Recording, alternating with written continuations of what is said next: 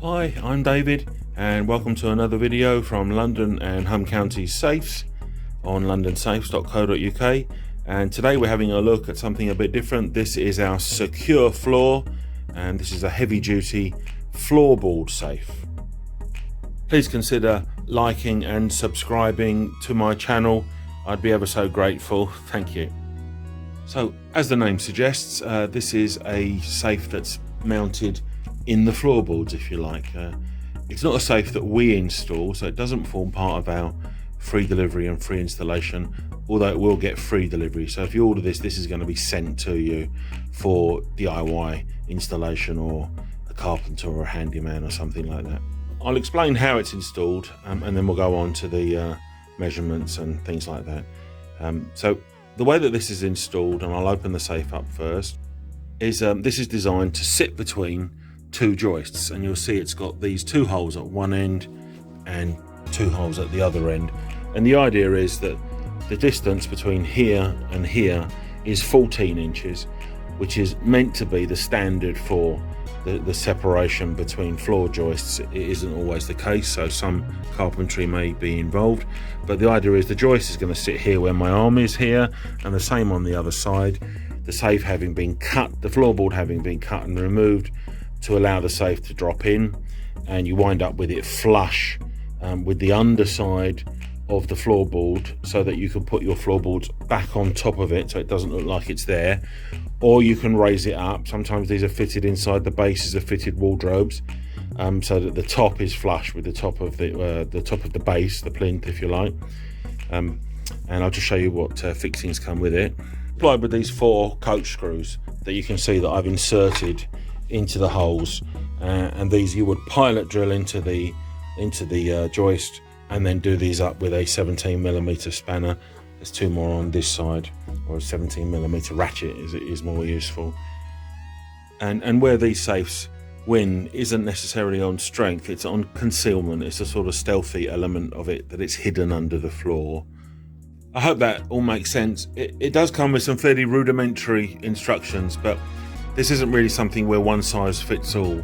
You know, the person installing this is really going to have an understanding of carpentry and how floors are made and things like that, how they're constructed. So anyway, let's move on to the dimensions. We'll start externally. So the height here, so from externally from here to the top, is 130mm, and the width is 400. So from here to here is 400. And finally the external depth, so from this point here to this point, is 235mm. Internal dimensions wise, and this is where this unit wins over a lot of other floorboard safes. I mean, sometimes called floor safes, but really it's a floorboard safe, is that it will take A4 paper. There's a piece of A4 paper that will drop in, and as you can see, there's plenty of room all round for the A4 paper there. The internal height drops from, so if you look at that external figure of 130mm, we list the internal height as 60mm, which seems to be, you know, quite a lot less than half, more than half, and that's because the lock, which we're going to talk about here in a minute, that's fixed to the door, is quite deep, so you lose, as that shuts, you can imagine you're losing a lot of that usable space. I mean, only at that point there. I mean, back here you'd have a little bit more room for higher objects. You'd have to try it. What you don't want to do is jam it down, you know, because then you'll find it very difficult to open. You might not be able to open it. It's the same with any safe. You must never over compact or compact at all the contents with any pressure from the door, having to crush them to shut the door, because it might not open afterwards. Moving on, so that leaves you with your from here to here internally being 340mm, and then from here to here internally being 225mm. We'll measure the thickness of the body using this vernier caliper, clamp it down on there. It's a little over 4mm, which is fairly heavy construction for a unit like this, and the lid is the same. Now, I can't hold it and film it at the same time on the lid, but the lid is actually 5mm steel, and you've got a drill resistant plate protecting the vulnerable parts of the lock. So the lock uses a double bitted cruciform, a double bitted asymmetric safe key like this. And I'll lock it. That's how it locks. and it is what we call key retaining. So when you've got it unlocked, the key stays in there, which means it's more difficult to lose the key in that scenario. The door is reasonably heavy to use. The whole thing weighs in at 11 kilos. I think a good 5 kilos of that is probably the door.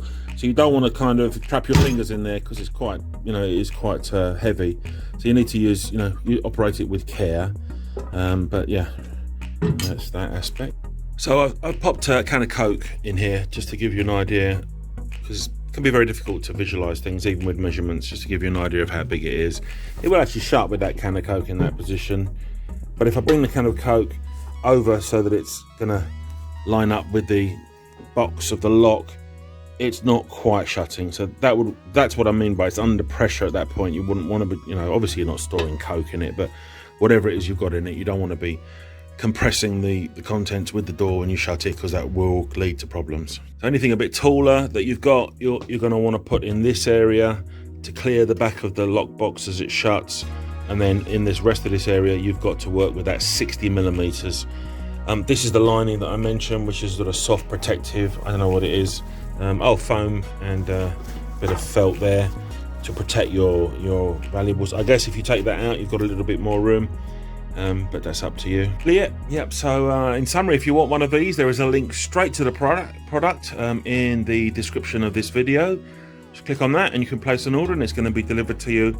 I guess realistically it's going to take about 5 working days to arrive with you, but it will come no problem. Say londonsafes.co.uk. If you've got any questions about this, please give us a call on 0208 445 0001.